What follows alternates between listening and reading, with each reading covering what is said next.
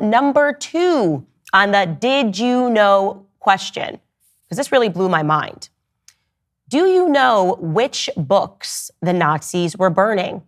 And I'm asking you this, and I'm telling you why it blew my mind, is because definitely something that we covered extensively, and you will cover extensively throughout the public education system, is the Holocaust, Nazi Germany. It's why so many people, when they're commenting, it seems like the only historical reference they have is, it's just like Hitler, they're literally Nazis. So that obsession with only referring to that historical aspect is partially because when you're in the public school system, you really focus on World War II and the Nazis.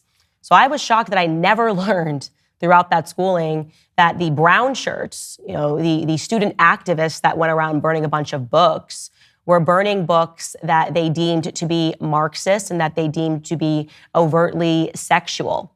And one of the first and most notorious book burnings was the student-led destruction of the library at the Institute for Sexual Research. That library was founded by a man named Magnus Hirschfeld, and he was the guy who actually first coined the term transsexual.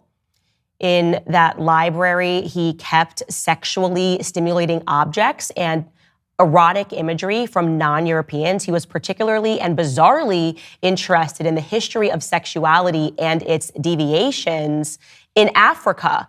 Was his focus. He had a lot of imagery from Africa, people from African colonies at the time that Germany owned. If you want to refer to a colony, it was a German colony, so to speak. They were interested in watching Africans have sex and photographing that. Very weird to me, very disgusting to me, extremely perverse. He and some of his peers took a theoretical approach to age-specific attraction as a purported dimension of either psychical hermaphroditism or psychosexual infantilism. Yeah, so again, you're seeing that concept of children and sex as a psychology. Here's a picture of Magnus Hirschfeld, the director of the Institute for Sexual Research. Yes, he was a homosexual, and this is a picture of him at a costume party that he threw at the Institute for Sexual Research in Berlin.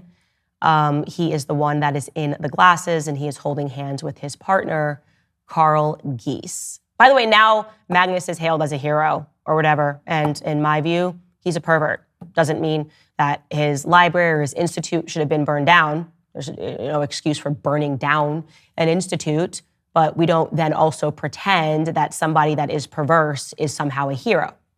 In my view, am I crazy? Does that turn somebody into a hero?